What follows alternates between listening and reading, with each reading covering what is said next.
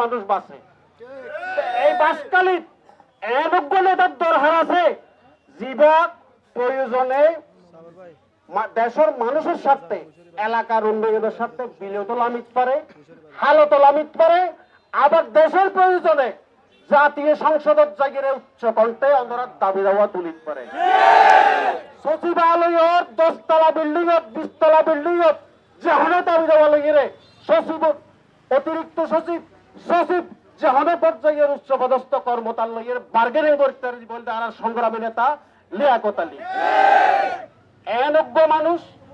জীবা মানুষের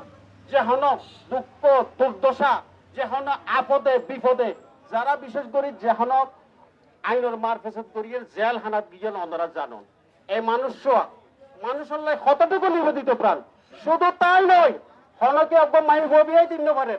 হনজ্ঞ মানুষ দুরারোগ্য ব্যাধিতে আক্রান্ত হয়ে চিকিৎসা করে নিতে পারে লিয়াকত আলী হাসে গিয়ে লিয়াকত আলী তোর আল্লাহ যতটুকু সম্বল দিয়ে ততটুকু দিয়ে মানুষের সাহায্য করিবার চেষ্টা করে